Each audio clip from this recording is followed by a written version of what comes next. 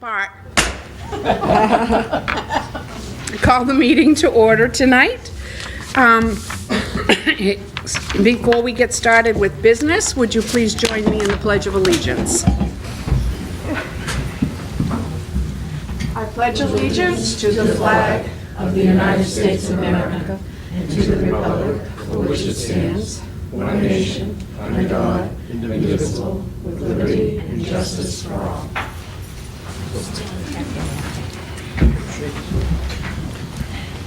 This is our time for public comment. Anybody wish to address the board? No? Okay. Now, Mr. Leganis, would you please introduce our new staff?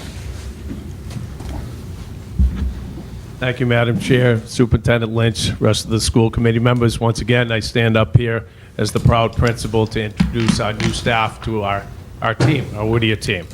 So first on the list, Dale Clements, our vocational aide. Come on up, Dale.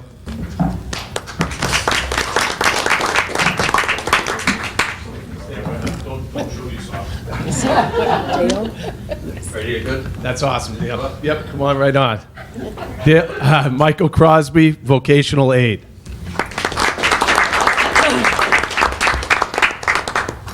Lindsay Crevetti, English instructor.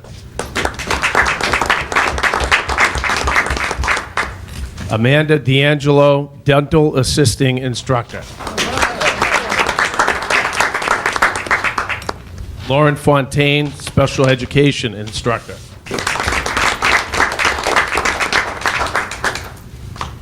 Adam Gagney, assistant principal.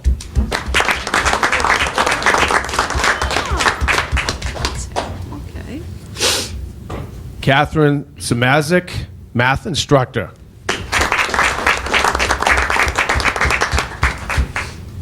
Bob Hardy, intern plant facilities manager.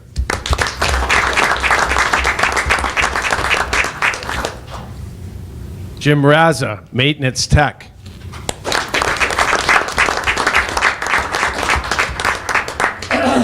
And Robert Flood, maintenance technician.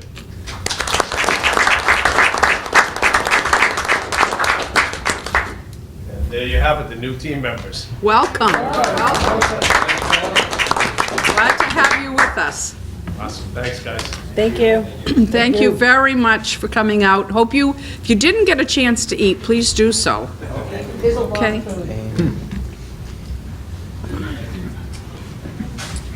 All right.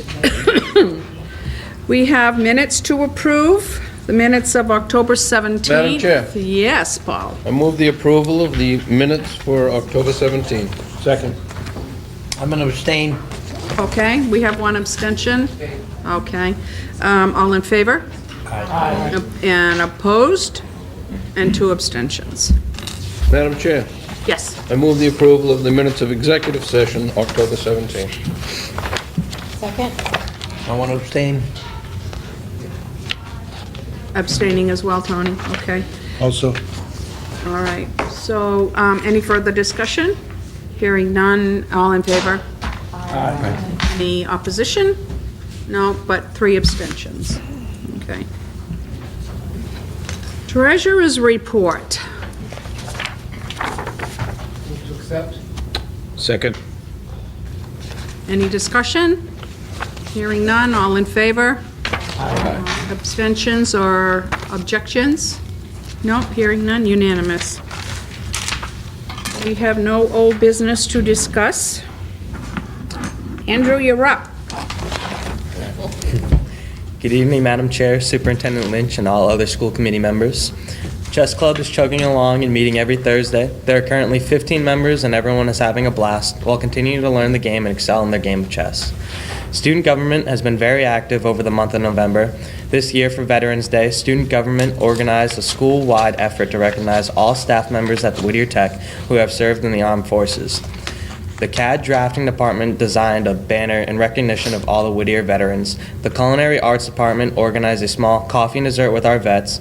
And finally, the school newspaper is working diligently to produce the article for December edition profiling our veterans. The peer-to-peer club participated in a very successful walk for domestic violence awareness and raised $400. The money raised was donated to a program that aids adolescents who have been affected by domestic violence. Plans are being finalized for the annual canned food drive competition that collects foods to be distributed at the local food pantries.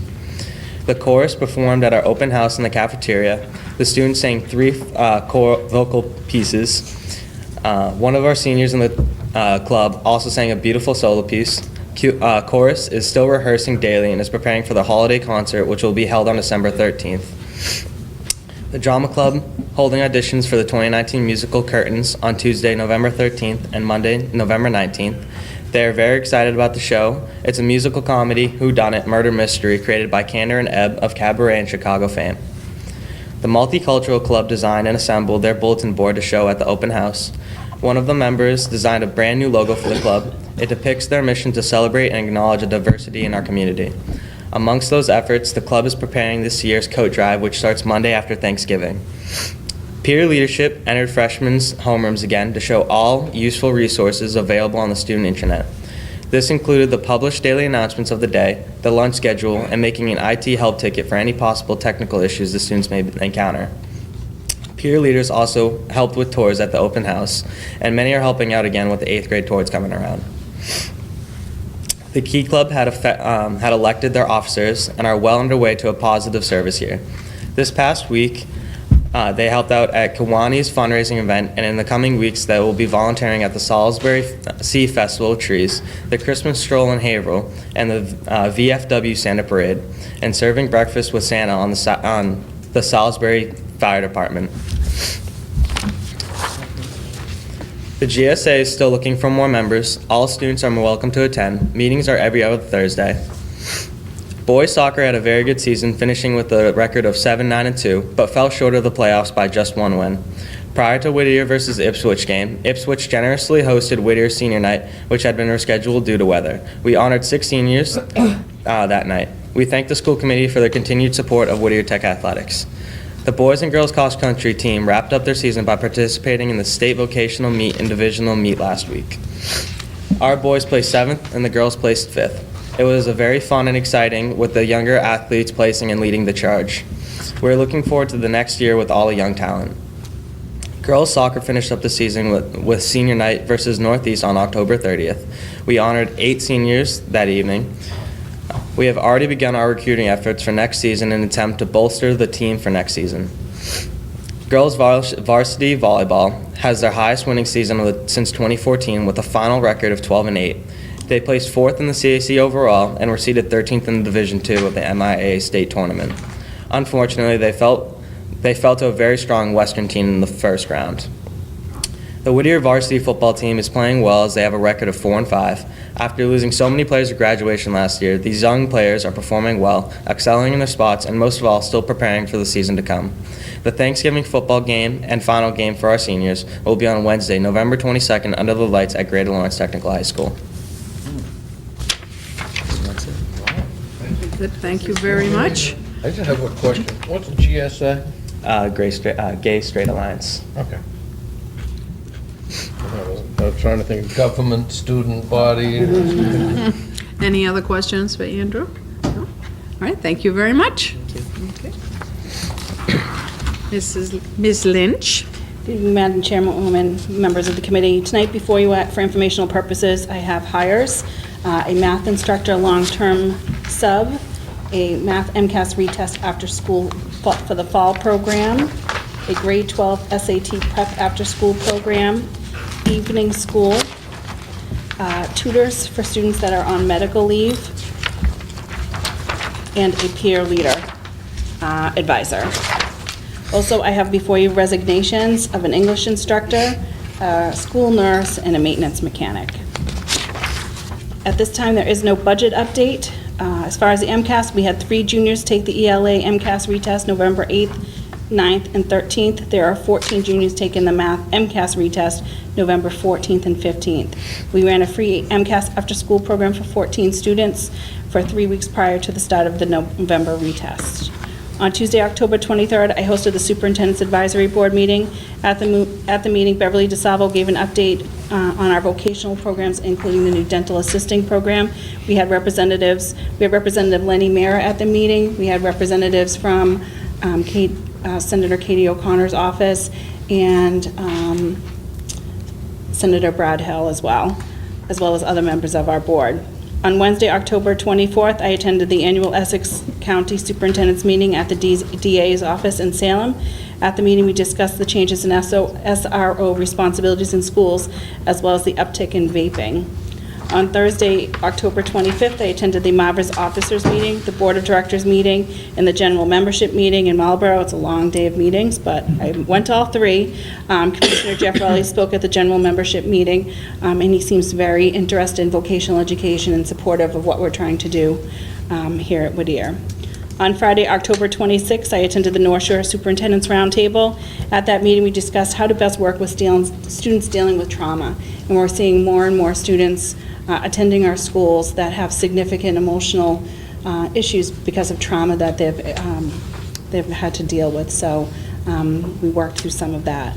On Tuesday, October 30th, I met with Glenn Burns, the principal of Haverhill High School, and Victoria Kelly, their career and technical education coordinator of Haverhill. I also want to thank Scott Wood for attending this meeting. On Sunday, November 4th, we held our annual open house, and I want to thank Beverly DeSalvo and the entire administrative team, actually the entire school. It was an amazing event. I thought it was one of the best ever, and the response that we received from our community has been amazing. On Wednesday, November 7th, through the 10th, I attended the MASS Joint Conference in Hyannis, along with 7 of our school board members, and I assume we'll hear a little bit more about that later. On Tuesday, November 13th, I attended the Merrimack Valley Superintendent's Association Legal Update meeting with Attorney Mike Long, and he gave us an update on new school law issues that are occurring. On Tuesday, November 13th, I attended the YMCA Educator of the Year, and I'm happy to announce that Roxanne Grover was the Educator of the Year for the City of Haverhill at the YMCA. And yesterday, the same day she received the award, was her 40th anniversary here at Whittier. She has been a teacher here for 40 years. Wow. And she's going strong. We don't want her to retire. We keep telling her. She has more energy than all of us, so. She's not that old. Yeah. How do you know?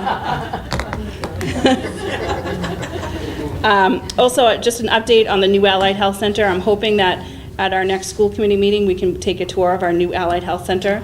This has been a construction project that we've been working on all year, and it's really exciting to see it coming together. And I think it's going to be a fabulous thing for our students for generations to come. I really think that we're doing it right, and it's going to show, and I think our students deserve that. The other thing I want to talk about is the roof. We have a pipe that is leaning on the roof that is affecting the roof, and we just had the roof done 9 years ago. What we found out is that there needed to be cradles or sleepers on the roof, and then a clip to go over the pipe, and that wasn't done. So we need to go up onto the roof, put these cradles in, and attach the clips. And then once we get that taken care of, we can fix the roof itself.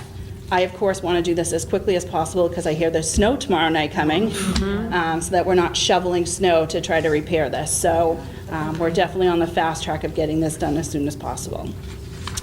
And that's all I have for you tonight. Any questions? Great. Okay, moving right along. Now we have let me see, who do we have next? Dr. Fay, you're up.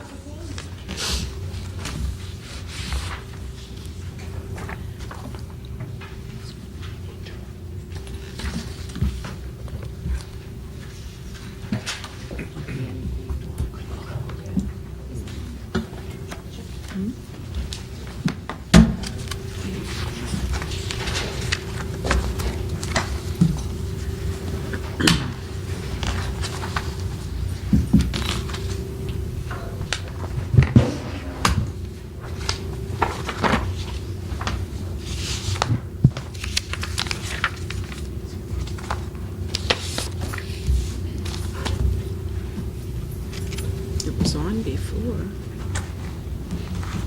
That moment where you want to All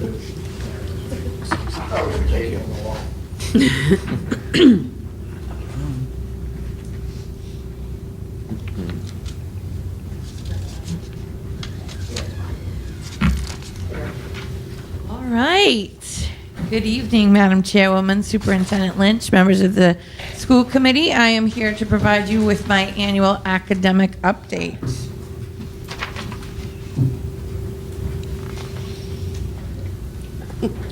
All right. We have a little bit of technical difficulties here. The first thing I wanted to talk about was the curricular changes that are happening. All right, perfect. All right, back at it. Here we go. All right, so I wanted to start with the curricular changes by academic department or area that have been occurring over the last school year.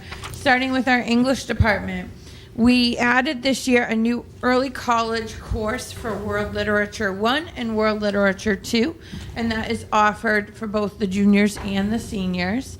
That is a Northern Essex Community College class that the students are taking while they're here at Whittier.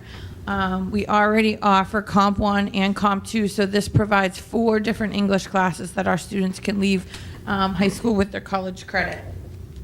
In the math department, we continued with our math sequence. I'm not sure if you recall, but last year with freshmen, we started with Algebra 1 geometry, and this year we have transitioned so that the sophomores are now taking Algebra 2 geometry. By making these changes, we're actually able to provide our students with 5 math classes when they graduate high school. So that's another added benefit.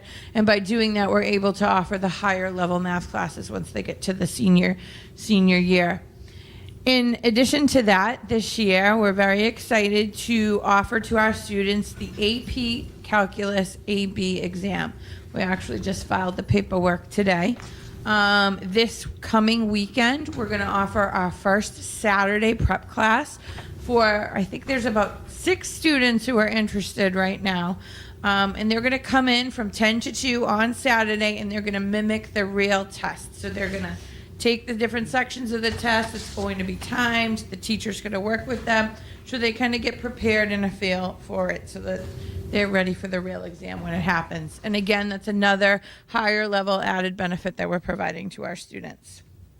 In science, we begin our new science sequence. So what that means is that all grade 9 students are taking straight biology. Historically, in grade 9, they take biology 1, and then sophomore year, they take biology 2, and then they take the MCAS for biology at the end of the sophomore year.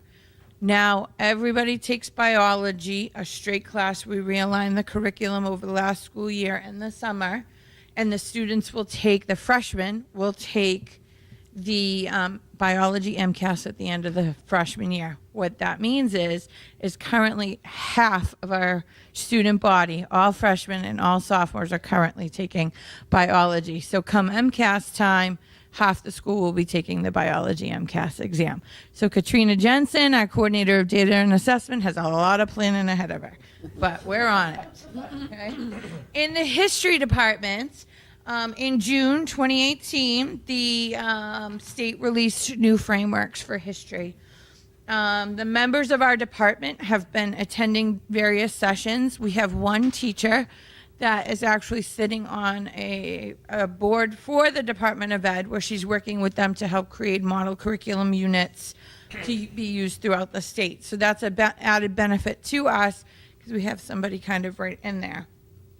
In addition to that, they just released a grant to update the curriculum. So I have already applied for that to make sure that our teachers are provided the funding to make the necessary curricular changes.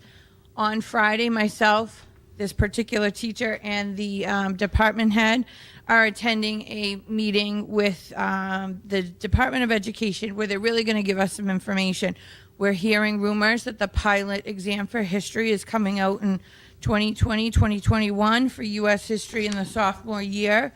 If that happens, we will need to make some curricular changes, and we'll obviously work with Mr. Leganis, Ms. Lynch, instructional subcommittee, and then the committee overall. but I feel like I don't want to move forward until we have this meeting on Friday and really hear from the horse's mouth what their plans are going forward. But we're always proactive, and we're going to, make sure we're doing everything in the best interest of our students. Yes. I have a question. I also understand that now there's going to be a licensure for civics and history. So civics over the last couple of years has become a big thing. So always in the past, I'm sure you've heard of college and career readiness. Well, now it's college, career, and civic readiness. So we've been talking about that here for the last couple of years. Through the new frameworks, they created a new course in the 8th grade for all students to take, and it's kind of around civics education. And they are integrating civics into a lot of the new curriculum because that is what they want. Historically, the way it worked is that we selected, or you guys really as the committee, I should say, selected the pathway where our students took World Freshman Year, US 1, Sophomore, US 2, Junior, and then they chose Government or United Nations Senior Year. What that meant was that hopefully in 8th grade they were getting World 1. But as you know, we come from so many different communities. Within those communities, there are many middle schools. Who's teaching what, how far they got, where did they end. So we really tried to start everybody on the same page. So we're hoping that maybe this civics class will actually give us a good foothold to move forward, and we're not going to be filling in the gaps of the world that we've been doing before. So yes, we're aware of that, and hopefully we get as much information. Our department head is on it. When I say on it, he is on it. I get texts at night and emails.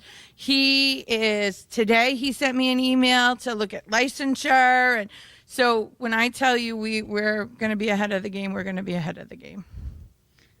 Yes. Two questions, actually. Yes. What's the rationale for the state having the test in the sophomore year? The only thing is that it's the end of the U.S. curriculum. So the way that they have their pathway, and what I'm hoping that I hear on Friday is that we can maneuver the pathway. I would prefer it not to be sophomore year only because Well, traditionally, Another test. U.S. traditionally has been 10th, 11th. right. We were fighting this with the State Department 10, 15 years ago when they first started the curriculum rewrite. Right. They wanted to insist on the sophomore, and the practitioners were telling them it doesn't conclude till the junior year in most cases. Right. And my other question is, aren't the middle schools all under the SAFE framework? Yeah. I mean, shouldn't they all be teaching the same thing in the 7th grade and the 8th grade? Well, it depended on the pathway that their school committee selected, right? So we could have done different pathways. So as a school committee, you or the people that were here before you selected the pathway that we're currently following. But there were 3 or 4 different options. So that might have, I don't know what the other communities had selected at that moment in At one time. point, it was But just the one one that pathway. we selected was that if we were in a comprehensive district where everybody we knew what they were doing all through, up till 8th I mean, originally it grade. was supposed to be K to 12, and every social studies in each segment was predicated on what the state said. So Right. if it 5th grade, 6th grade, 7th, all systems would be teaching. So if a kid transferred, there'd be no problem. Right, but hopefully maybe going forward now where they're just straight saying everybody's going to do this new course in the 8th grade, the civics kind of That starts in high school, at Massachusetts least. government.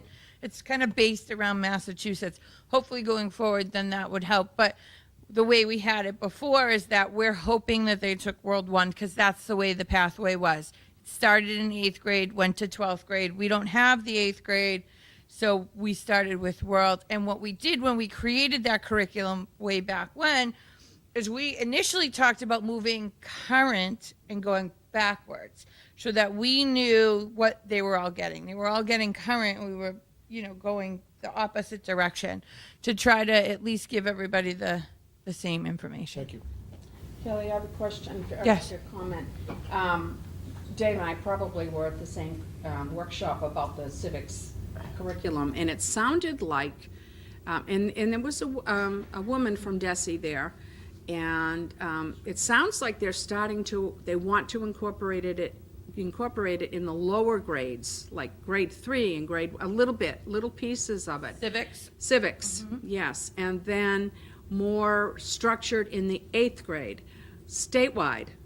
so that they all come to high school with the same background. That's good. And then that will be incorporated into the frameworks and all of that. It was very exciting. I'm glad to see they're doing that, but also very glad to hear that we're also got our foot in the door doing it. Of course, right? You Yeah. be surprised by nothing of it then, right? That's right.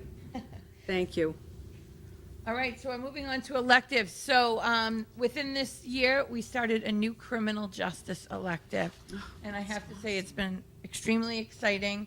Our teacher has brought in many guest speakers, state police, FBI agents. He has contacts with everybody we've had. He's recently, I think, bringing in a woman sheriff as well, because we said we wanted to show those non-traditional roles as well, so that the girls within the class can also see themselves represented within the profession. So right now, we're going through the process of getting the NCAA clearance, so that any students that are taking that could also use that as a social science credit, which is really good. So it's been very exciting to see. In addition to that, last year we went to school-wide for Title I. We used to be a targeted assistance program, and now we're a school-wide program. What that means is we're able to offer our students more opportunities. Before, we had a targeted math class and a targeted reading class only for freshmen and sophomores. Now, because we're school-wide, we have more flexibility. And saying that, we no longer have these classes, these separate classes. The teachers are kind of embedded within the regular curriculum. So our Spanish classes have actually seen an increase, which has been very exciting. We have a new Spanish teacher, so our students are really beginning to really flourish within that language area. For staff, for professional development, our focus for this school year has been social emotional learning. And I heard from Mr. James that some of you attended some sessions at your conference. SEL is also what it is referred to. The focus for our school year for all staff is that they were given a book by Miss Lynch at the end of the school year. So we give our students summer reading, so we felt as though it was only fair to give our teachers summer reading. So they read the book, Social Emotional Learning Within the Classroom. Over the summer, the whole administrative team was trained by the author, Dr. William Rebus.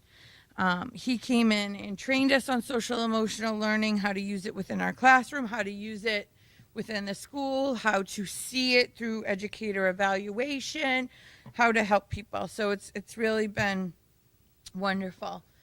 From there, we had a woman from his company come in and train all of our department heads. She's also the other author of the book, and she conducted a train the trainer model, so they can then go and train their staff. For the first day of school, we had 2 keynotes, which was a long day, but it was very exciting because we seem to always find wonderful people to present on our first day. So we had the author of the book, Dr. Rebus. He came in the morning and really talked about social emotional learning. What was really nice is he tied it to our growth mindset initiative of last year, because they do go hand in hand. It does make sense. And we wanted the teachers to know it's not another thing. We're not moving on to the other buzzword. We're continuing with our mission of really fostering a sense of well-being and growth within for our students. In addition to that, in the afternoon, we had Rob Reardon from High Tech High. I don't know if you've heard of the movie Most Likely to Succeed, or there's also a book, and it's based on his high school, High Tech High. He started at Cambridge Ridge and Latin, and with some friends, I think kind of opened up a charter school. It was very exciting to hear what he does in his school. There have been books written about it, movies written about it. Everything that he says and people are following him for are what we do here. And I felt like it was really important. Maureen sent me to a meeting. He was there, and I said to her, we have to have him. Because I think just what we do here on a daily basis is absolutely amazing in both the academic and the vocational side. And here's somebody who's essentially famous doing what we're doing. And I felt like I wanted the staff to hear that. I wanted them to see what they do within what he does. So it was very exciting. From there, we're going to continue with our school year. This Friday, we have our second professional development half day, again on social emotional learning. The first day, we did actually a technique from the book with the staff where we jigsawed the book. And what that was we broke the entire staff into 6 groups, and they were mixed groups. So they were mixed vocational, academic, guidance, nurses, not with people they work with every day, different people. And they each paired up, and they were responsible to read a chapter, come to the session, and share the chapter with their peers. So by the end, if they didn't read the whole book for summer reading, wink, wink, wink, they at least could, by the end of that session, know what the book was about and how they can use it to help their students. So what was really great is that a lot of people said that there's some people that they were paired with that they've never met before. And they both have been working here for years. So it's a great opportunity to also foster the social emotional learning of our staff. From there, going forward, they're now going to be, for our next 3 half-day sessions, they're going to begin teaching each other a lesson on what they've done with their own kids on social emotional learning. Because what we've learned is that we're our own best teachers. We learn best from each other. Miss Lynch says it all the time, and I truly believe it. And then last but not least is just a little quote for you on social emotional learning. Any questions? I know I talk fast. Question, just I think it's wonderful that to pull the teachers and the staff out of their comfort zone. Because that's what our kids are faced with. And to have them handle it so well, I think that's commendable. That was a great idea. Anybody? Ben? So you mentioned that 6 students had signed up for the AP Calc exam, Calc exams. Curious if, what you think could be done to draw more students into. Well, so it's not an AP course. So these are just students who are in our our calculus class that our teacher said, do you want to try it? You want to do it? We've never done this before. So we're going through the auditing process through the College Board to hopefully get our class the AP designation. So I think 6 doesn't seem like a lot, but when they're not even taking an AP class and they're just saying, yeah, I'm going to try it. I want to see if I can get this opportunity. And hopefully going forward, this is the first time we've ever done it. So hopefully going forward, it'll pique some interest, maybe even after this Saturday, they go back and talk to their peers about it. College credit, and save some money, the practical side of it. Plus certain careers, they're going to need to take a lot of calculus in college. Yeah. So it'd be good to have, as much calc offering, particularly if they want to be engineers or scientists. Kelly, I thought that you had to have an AP course to take the AP exam. No. So we had a student previously take the AP exam. I think he was in the electronics robotics shop a few years ago, and he just went on his own and went to another high school, signed up for an AP test, and took it. So you can just take the test without the designation. And if you pass the test, they give you the credit. You get the credit, yeah. Really? Mm-hmm. Because that's really all. You could be enrolled in an AP class and work really hard and not produce the scores and not get anything out of it at the end of the day. So this is kind of a win-win for our kids too at the same time. There's a little bit of difficulty in the way our scheduling works, and if we go to a true AP, we have to really change how we do the class because of the on week and off week. And so yeah. Plus you have to pay for it. The College Board gets the money. They pay for it. See where they place? Yeah, so after school, Katrina Jensen offers an Acuplacer prep program. Any of the students who are in our early college program, so we have the Comp 1, the Comp 2, and now the World Lit 1 and the World Lit 2, they have to take the Acuplacer exam prior to even doing that. And then we have students that are taking the concurrent enrollment through our vocational programs. think Bev or Patty might have talked about that with you in the past. They also have to take the AccuPlacer exam. So we do offer it. We have offered it to all of our, I know in the past, honors, juniors. Every kid had, or student, I should say, had the opportunity to take it. So we do offer it. It's a cost. If they have it here, we have to pay unless we can find grant funding that will pay for it. Whereas if they go over to Northern Essex, they can take it for free and receive accommodations over there. Gary? Yeah, I went to a couple seminars this past weekend. It was fascinating to see how some schools are taking the SEL programs and expanding guidance very specifically in what they're doing to help the kids with trauma. Pretty amazing stuff going on. Yeah, last night at the Educator of the Year, there's one school in Haverhill that it was amazing, a trio of teachers just to hear what they're doing for childhood trauma. And Amazing. Anybody else have a question or comment? I just want to say I continue to be impressed by your curriculum development and professional development classes. You're real obviously putting a lot of effort into it, and the team is putting a lot of effort. yes, it's a team effort. I'm just facilitating it. Everybody else is doing it, right?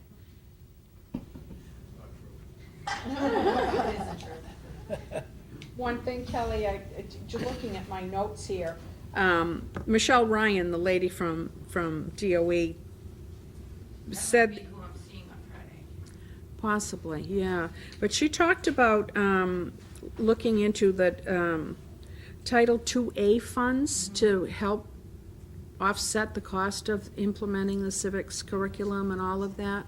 So I write the grants for the district, so I know all the funding. So Title IIA is teacher quality, and we currently have a couple of positions out of that grant, so we don't have the funds right now, but that's why I applied for that additional grant for the history frameworks. You know, the Title IIA goes back and forth. When I first started, you could use the funding for curriculum work. Halfway through this position, you could no longer use that for curriculum work. Now with the new ESSA, you're back and you can use it. So we have a couple salaries that take up a good chunk of that grant, but going forward, once things get maneuvered, and yeah, definitely. Yes. Oh, yes, we do. Excellent. It gets, cut a little bit every year, but we have it. Again, I should known I didn't even have to ask you. Okay, anybody else? No? All right, thank you very much. Thank you very much. Wonderful as usual. Stay warm. Yeah.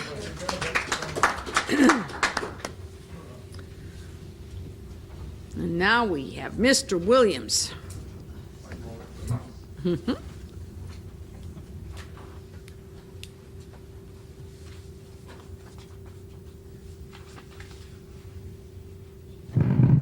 a little taller.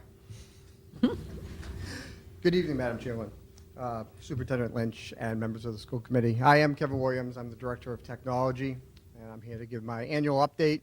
I think this is my 8th update and the beginning of my 9th year here at Whittier Tech. I know, time flies when you're having fun. So, one of the features we've been doing this year, and I'm sure Ms. Jensen last month talked to you about, is the MCAS 2.0. And we have been spending a great deal of time and effort getting ready to understand how this works and how it will affect our students. So it is computer-based as opposed to the old MCAS that's paper-based. Our students will use their iPads with a wired keyboard that we provide.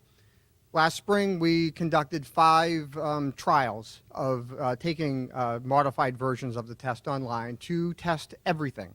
Test the student iPads, test how you lay out a room, test how the caching service works, test what the teachers are going to have to know in order to give this test. And then one of the findings we find from that is that we'll have to do some extensive teacher training. So Ms. Jensen and I are working in partnership with all the departments during their PLC meetings to go in all throughout this year until March to teach them how to manage the test, because in the room, the teacher proctoring the test is the person that starts the test for that room, stops the test for that room, restarts a test for a student who may have a problem, It's really upon the teacher in the room to have the technical skills to be able to use the portal that the state provides to start, stop, lock, unlock, and finish each one of the tests. So we're working together. We've already done one session with the special ed department. We'll do multiple with them because they have the hardest job, because not only do they just have regular test takers, but then there are read alouds and there are prompts and there are other accommodations. So they have an even more multitude of jobs that they'll have to worry about. So we'll be doing extensive teacher training as that. In addition, in order to help our students, we're exploring the option to use some software from Pearson, the people who use the software is used to deliver the MCAS 2.0. They have a package that we may be able to use to deliver our own tests in-house, whether it's a math exam, an English exam, a mid-year or a final, so that our students get more practice using the tool that they'll have to use for that high-stakes test. Because in the end, really, the goal is we want to be just as successful on the computer as we are on paper. So,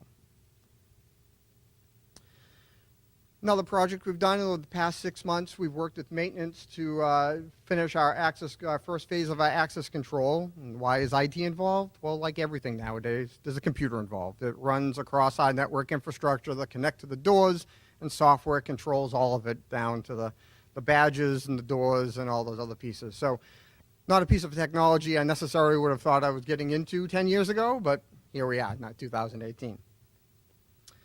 And last year, we finished the new school website that we talked about last year.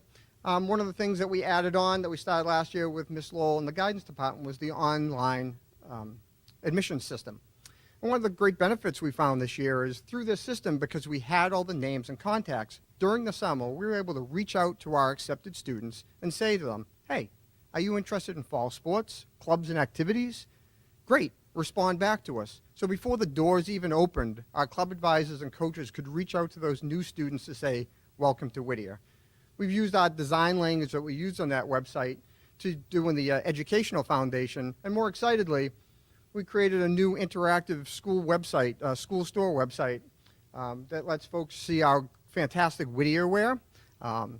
And what's really been great, it's a great partnership where our students get to now learn how to fulfill orders that come across online because, well, we all shop on Amazon, right? All those things. There's a great partnership between us, the marketing department with Mrs. Sarno and Mrs. Crosby, and the design and visual department shop with Mr. Trainer, who took all these fantastic photos of our articles of clothing. And you can see how beautiful they all look. You saw in the video as you roll over them, it shows the front and the back. It's really, we're very proud of it. It's very beautiful, really shows off our things real well, and we're really, really excited about it. We've had time to do a few other updates as well. We replaced the core of the network inside the data center where all the fiber comes together. We ran fiber out to the press box so we could extend Wi-Fi and security out to the field areas for better communication and better visibility. We continue to upgrade our staff devices as we roll out new MacBooks and iPad Pros with Pencil, and continue to upgrade classroom technology so that eventually all our classrooms look the same, so that when a teacher moves from room to room, they don't have to figure out, oh, how do I get what's here up on the wall because there's something new, something different. We're trying to standardize all that. And last year, we installed a new point-of-sale system for the cafeteria with Mr. Buccini, and it was our first full year with that, and now our friends at Whitson gets to take advantage of that fact that we have that new system. It makes it easier for all of us, staff and students, to pay for lunch. I just have to my little barcode in front of the reader, and money comes out of my checking account, and I get a little poorer and a little wider. Lastly, as you know, with the website and things like that, we spend a lot of time working also on the marketing and recruitment side of things. And around Open House, we created a new ad for Instagram and Facebook, and I'd love to show it to you right now. There's no words, there's no sound, it's just visual, and here it is. It takes about 30 seconds.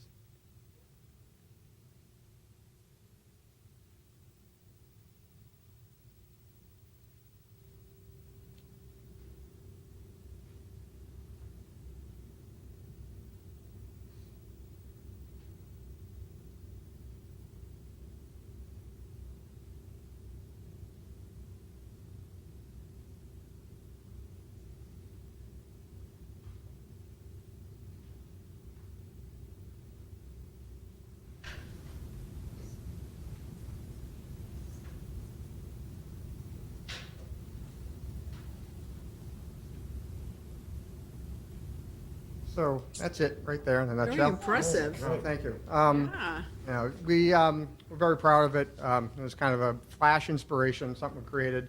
It's got just tremendous response in the week and a half that we've had it out on Instagram, Twitter, Facebook. People are really connecting with it. So we'll be able to take that concept and expand it into maybe some longer length things to maybe highlight and focus on some of our areas or general activities here at Whittier Tech, and we plan to explore that idea over the next little bit. And as always, I need to thank my staff, Lisa Belfiore and Michael Lassert, along with Mr. Pacelli in the library and media area. Without my staff, we can't do any of these things. And from my staff, we'd like to thank you for your support, because without you providing the resources, we couldn't do all these great things for our staff and students so they'd be ready for the world that they have to live in the modern world. So with that, that's the end of my picture show, and if you have any questions, I'll be happy to answer them. Just like last year, it was very impressive. You keep innovating and keep it fresh and putting more things on the internet for people to see. Our traffic, when I got here, it was probably 80% desktop and 20% mobile. Now we've crossed over that threshold. We're at 80% mobile and 20% desktop for all traffic on our properties, whether it's the website, the foundation website, the school store, you name it, night school even. So, you know, we think mobile first and desktop second, as much as many of us are like, well, I need to see it on my laptop. Nobody's looking at it on their laptop. They're looking at it on their phone. It's for the small screen that's important, not the big screen. Just wanted to follow, that point of purchase, is that done with a card swipe or debit cards? No, the point is, it allows parents to go online to My School Bucks, connect a checking account, or just deposit funds as they will, and then it allows the student to come in and punch in the number and debit off of that amount. Same for staff. For staff, because we have badges with the barcodes on them, if you can't remember your 4-digit ID, because the ID isn't something that you would use every day, whereas at least the students, they need it to check out books and things like that. It's just a nice reminder to be able to go bloop and pay for your lunch, like I said. So each student has an account that they can draw on for lunches? If their parents set one up. Otherwise, they can pay cash. They pay cash.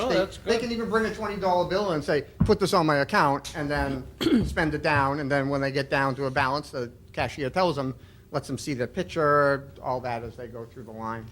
It's pretty convenient. I'm on school bucks. Like I said, money goes away, Yeah. pants go wider. You know, they do something similar to this in my grandkids' elementary school. Now, my grandson is in kindergarten. Now, they don't have a card or anything. He has a 7-digit number he has to remember.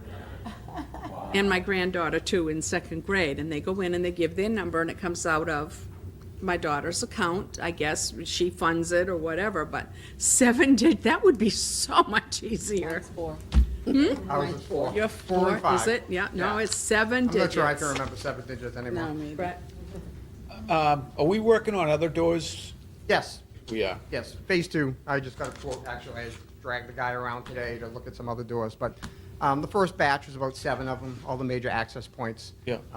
So pretty successful, how it goes. Works off of our network infrastructure. So the nice thing is that's all on battery backup, backed up by generator backup. So just like our Wi-Fi, even with no power to the building, you still have power to all the doors, and you can surf the internet at the same time. One more little thing that's kind of sticking in my craw, and it could be that I've been out of school for so long that I don't know my English grammar anymore. Should the very beginning of that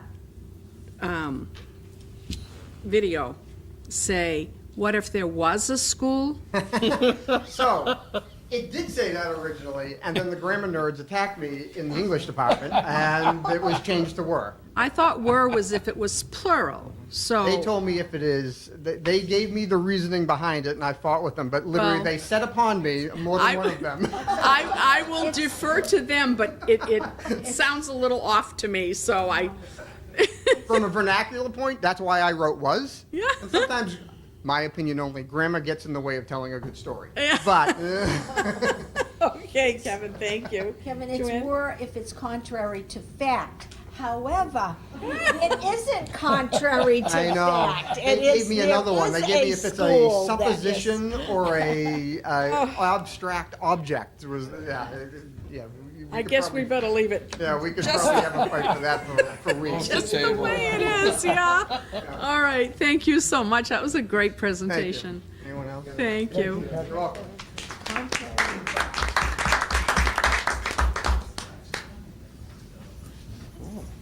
All right.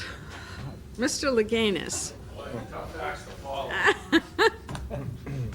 You can handle it. Yes, thank you, thank you. And by the way, I surround myself with English teachers. That's the key. Madam Chair, Superintendent Lynch, the rest of the school committee members, my principal's report. Open house, like Ms. Lynch said, was held on November 4th, 1 to 4, and what a success. It was well attended. Many interactive activities, staff presentations, and with the academics and the shop areas had demonstrations which included interactive student demonstrations, and we heard a lot about those, with the community. So it was a great time that Sunday. Middle school tours began last week. The tours will be completed before a holiday break. And last week we had Ipswich in here. On Tuesday, Haverhill Constantino came in here yesterday, and I believe on Tuesday we're going to have Amesbury. So our tour season has begun. Our first quarter grading is over. Our report cards went out February 9th. Again, tomorrow night's parent night from 6 to 8. Parents will be able to have a brief meeting with their child's academic teachers and visit their child's vocational teacher. Also, parent night from 5 to 6, there'll be held a grade 9 information session about choosing their shop areas, technical programs. Bev DeSalvo takes care of that. And we want parents to discuss with their children about possible choices, which it comes quick. January or so comes very quick. Plus, there's going to be this year, there's going to be a table, Northern Essex table, and talking about Kelly's tremendous presentation on advertising our early college opportunities, which is a nice thing, too, from 5 to 6.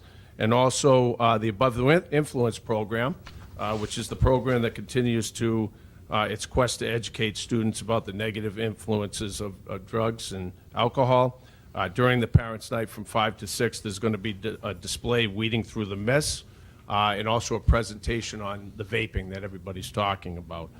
This presentation will be going on in the health room from 5 o'clock till close. And Roxanne Grover, our superstar educator, YMCA Educator of the Year, and I give her props. She's my mentor when I walked in the building 17 years ago, so we love you, Roxanne. But she'll be there answering questions. What better person to do that has been in here for 40 years dealing with children. The Booster Club, if you didn't get your pie order in, the pies are going to be delivered on Tuesday, the 20th. And if you get your pie order in, you can probably sneak a couple Man Orchard pies in there to take off or give away for presents or keep them for yourselves. That's on Tuesday. And then again, our focus is on school safety. We're planning on to have another enhanced lockdown or shelter-in-place drill sometime in November. It's tough to fit in the schedules, and Ms. Lynch and I, we told you all the times that things come up that we're like, okay, we can't do the drill today, but we are going to have a drill in November. So, and then also the advisory board for the vocational programs happened on Thursday, October 18th, and again, very well attended. 200 or so people in technical programs were there. And then our students in the Skills USA will be taken off November 18th through the 20th in Marlborough, Mass. So a lot of stuff going on, as you can see, that time of year. Any questions? That's it? So much. Thank you very much. Ah, So thank you. Thank you. we have our business manager, Kara, please. Yes. Good evening, Madam Chair, Madam Superintendent, members of the committee. At the last meeting, I presented for you a variance analysis, and I spoke to you about the fact that when we originally prepared the budget, we did so assuming that the salaries would increase 2.5%. But as a result of contract negotiations, the salaries were increased 3%, and we also increased the employee's share of health insurance from 25% to 27.5%. As a result, on that variance report, many of the salary accounts were slightly over because of the raise, and some of them were also over because of additional credits that they earned and certifications. But there were also several accounts that had balances left in them because we had staff attrition when staff changes or retires, or we had redeployments. If we didn't need a teacher in one area, sometimes they move to another area, or there's an aide instead of a teacher.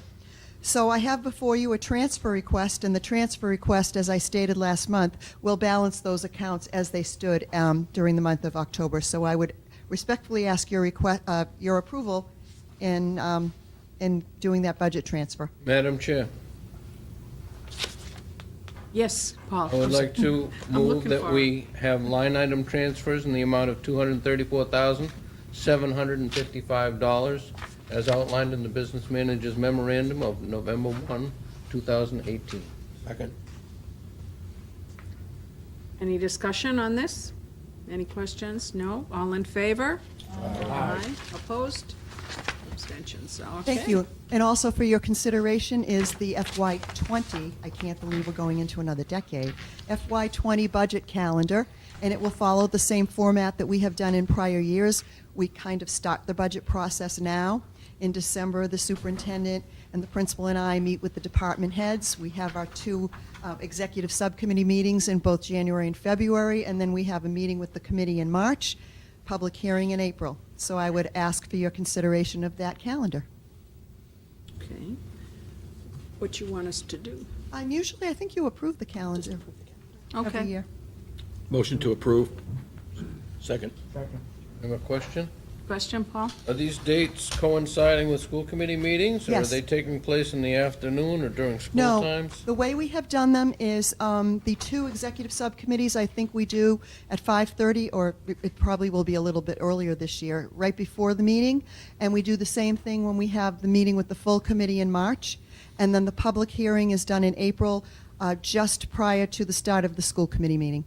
And I just was curious, they're taking place at different times? or not? No.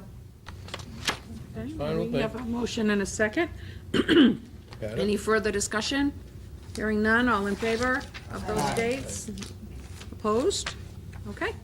Thank you. That is all I have, and I'd like to wish all of you a very happy Thanksgiving And next same week. to you. Madam Chair, Yes. going along with this budget hearing, I move that reorg be scheduled for April 8th, Monday, April 8th. Monday. Do we have a meeting that week, right? Yeah, it's on the Yeah. 10th. That's what she's mentioning, that the Yeah. public hearing will be on the 10th. So I move the reorg night be the 8th. And I think if that's okay with the full committee. That sounds, In past years, that's what we've done, even though the original agreement, so we can suspend the rules if you wish. The wish of the body. Maybe make what it was the say. original agreement The the week original agreement before? said the first Monday, I believe, but it's not always been convenient. For many years now, we've been going the second, just Right, prior to the school right. committee. So if we need, I'll move to suspend the rules for the purpose of setting the date. A second? Second. All in favor? Any further discussion on that?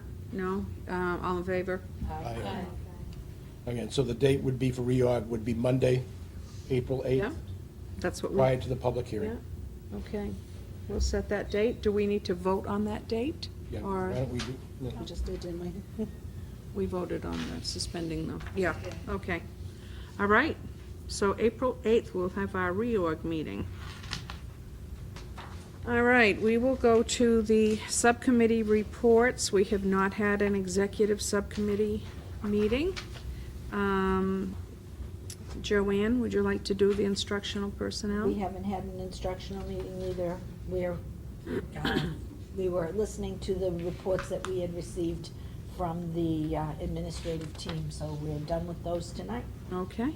Plant operations, Paul? Plant operation has not met. We're looking forward to progress in the field project as part of the next big thing coming up. Yeah, if we could have one at 6 o'clock to tour the new Allied Health Center, and any other member that'd like to see the new Allied Health Center, that would be great. Or we can put on the regular agenda, Only 6 o'clock. A plant op at 6 o'clock before the next meeting? if that's all right, or we Yeah. can make it a So- part of the so meeting. that we can all- So everyone can go. Oh, that sounds good to me. Is that close enough to look at the Christmas float? I was just gonna say, we have to do both things. Okay, no, We that's could take fine. a tour. That'll be a fun night. Yeah. Okay, we don't need to vote on that. We'll just post the meeting for 6 o'clock. No, No, we won't do a plant ops, we'll just go up and take a tour. okay, 6 o'clock then, before the next meeting. All right. No. No. No. When? gonna We'll leave have it the as meeting, is. and then we'll just leave and we'll shut off the cameras and we'll go up and take our tour. So we'll just make it a part of our regular agenda. 6:30. Yeah, Well, so what are you doing at 6 o'clock?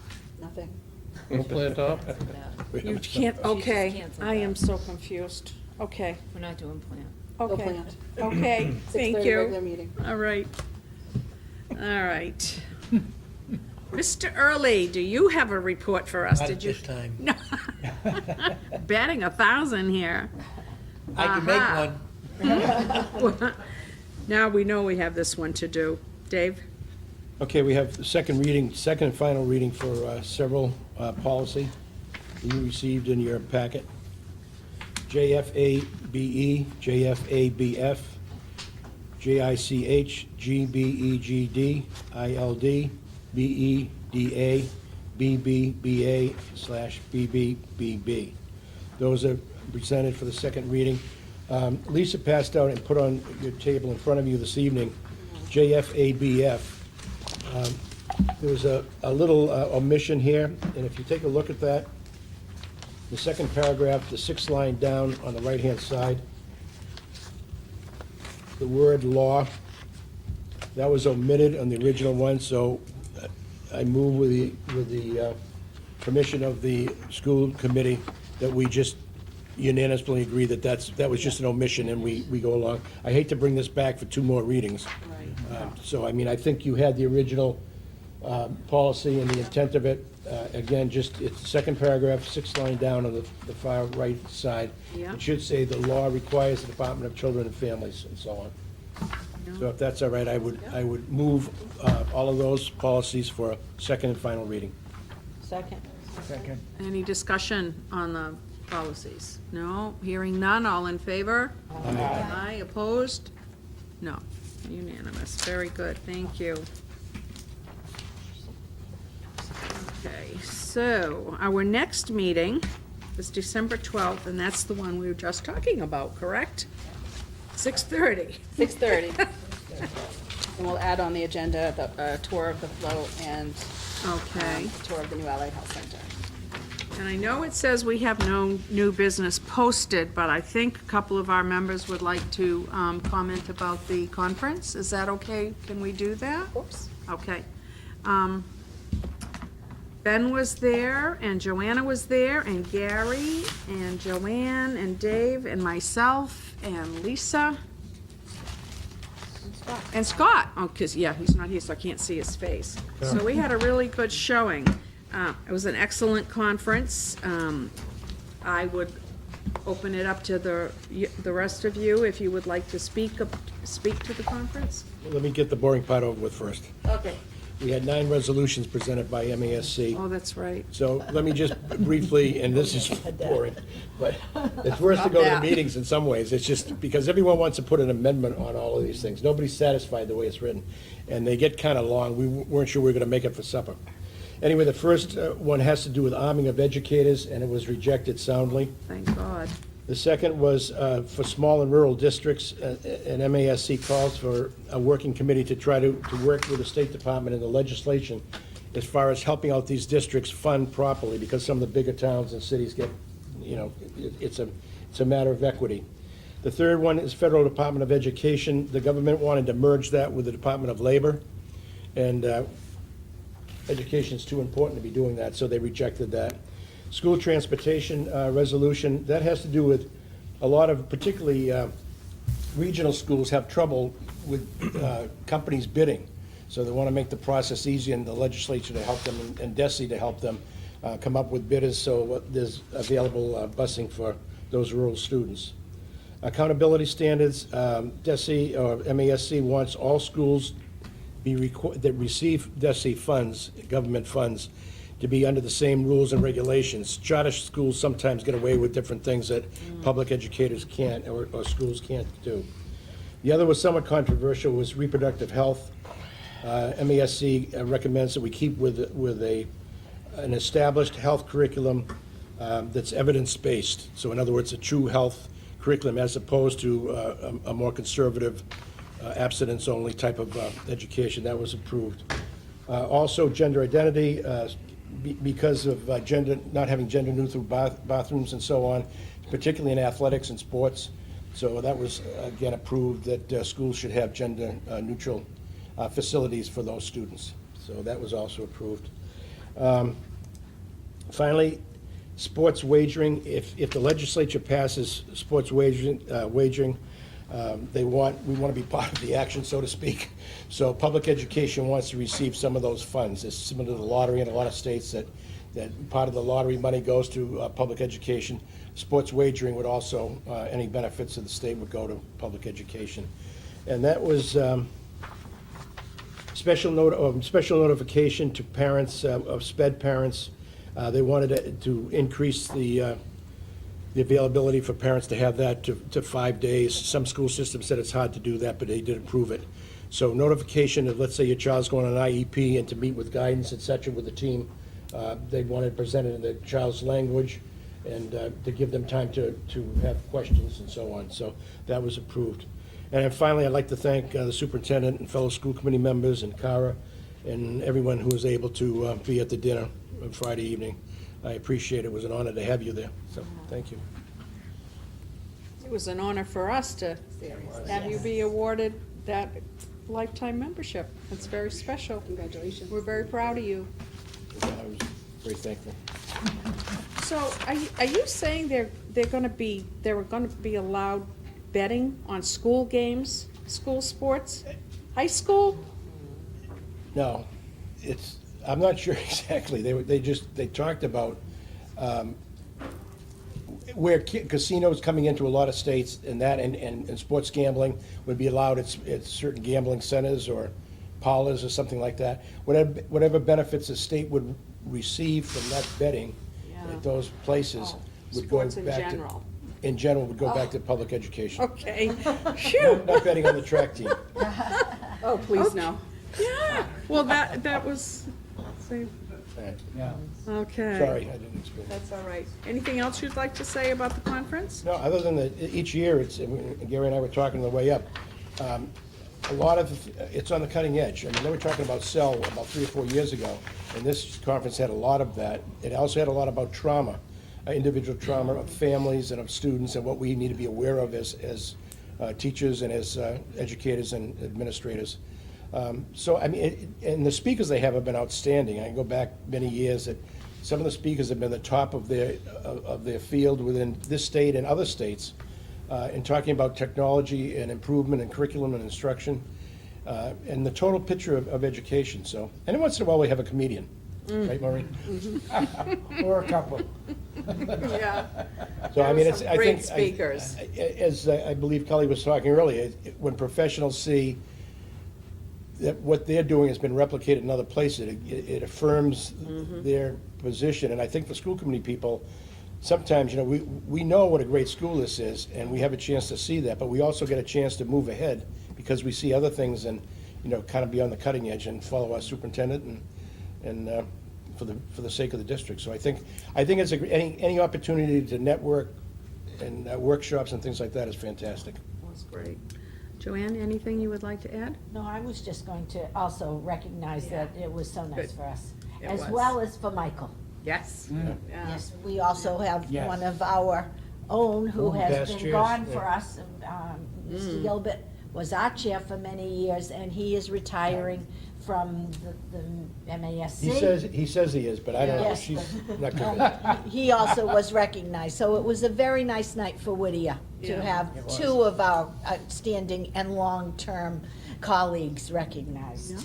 Also, Triton had Yep. Tina Sullivan, so. Yeah, and Debbie Choate got An leadership award award, yeah. but Dina was made a life member as well. Tony, you look great.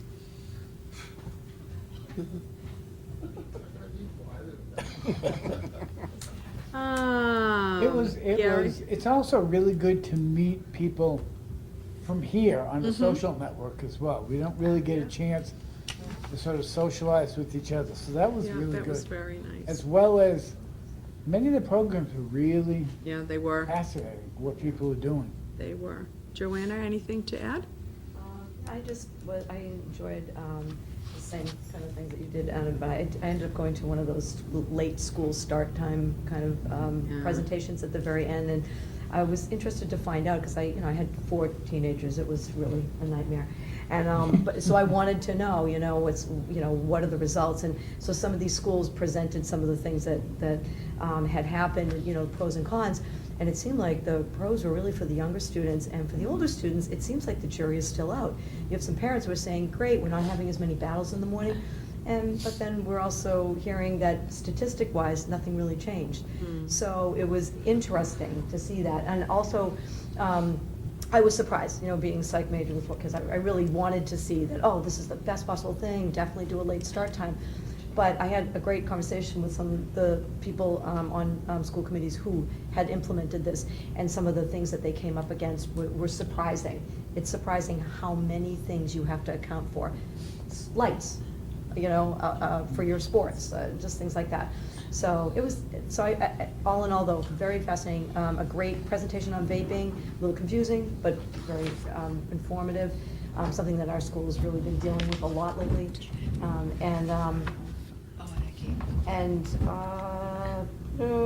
That's about it. I move on, yeah. Ben, this was your first conference, Yeah, wasn't it? It was Yeah. my first, I was really impressed by the conference, actually. I got to talk to a lot of the district managers or the district folks from MASC, and they were pretty impressive. They knew a lot about, a lot of the laws and the best practices for school committees, so I was encouraged by that. I did go to the first half of the new member training, which was very good. I learned a lot.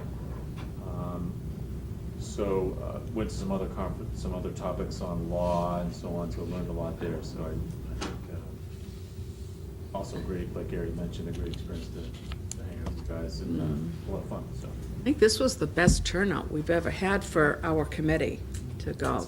And Lisa, would you like to add anything? It was nice to get to know you people better. Yeah.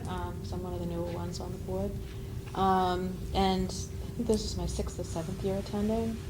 And it's always great. I mean, there's always a wide variety of sessions to sit in, and so many different people to talk with and meet.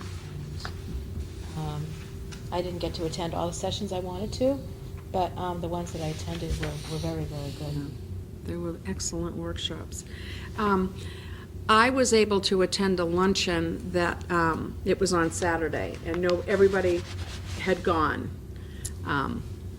And they had 4 students from local high schools there, and Jake Oliveira was the moderator, and he asked them questions. And they are so politically savvy and so intelligent and so energetic and ready to take on the world. And it was just so encouraging to see young people, and we see that in our students here all the time, but to know that they're out there too. One of the young ladies who is going to be 18 soon, we're ready to put her up for president, but she was they're just so intelligent and so knowledgeable, and they had great ideas, and all they asked was to be listened to and not rejected because they were kids.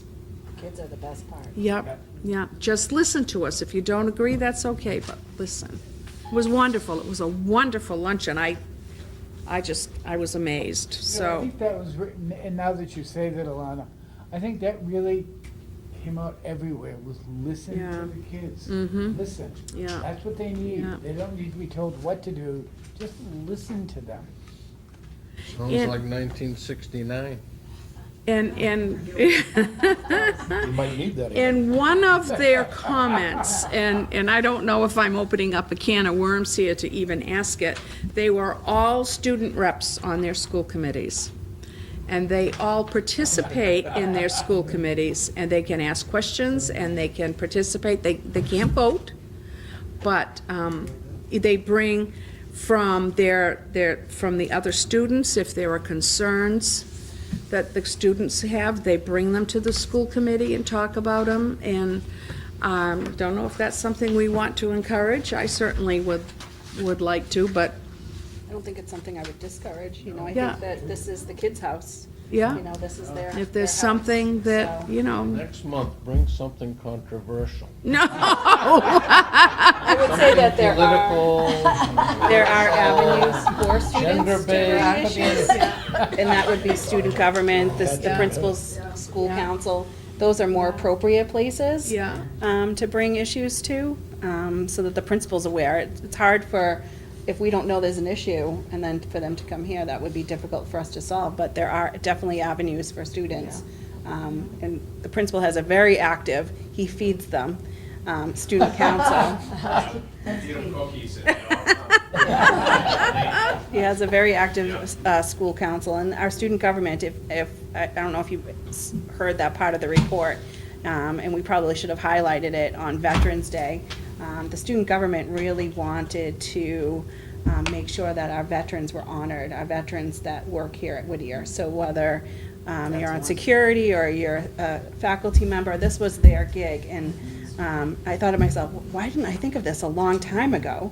But the kids did a phenomenal job, and the teachers and the staff members that were honored were so appreciative. I'll bet. And really, that was student-driven. That wasn't from us. That was the kids saying, we think that this is a good idea. So sometimes the kids have the best ideas that really make Whittier a better place. So, and that really came from our student government. You have voter registration, by the way? We for do. Students, oh, good. And just one other around with these 4 students and the workshop we went to on civics was they had a civics day at school, and they invited all their local legislators to come in and speak. And it was stressed to be sure it was bipartisan. Make sure if you're going to have a Democrat, you have a Republican, that balances out. And I thought, what a wonderful thing for the students to get to meet their legislators and see firsthand, you know, so. We do some of that in our student Do we? government classes for seniors. Yes. That's good to know, thank you. All right, I won't talk anymore. I was gonna say, another area is League of Women Voters. In a lot of communities, League of Women Voters are excellent as far as coming in and speaking to civics groups. Madam Chair, Yes, sir. move to adjourn. Second. He's halfway out the door already, look at him. Second. All in favor? Aye. Any opposed?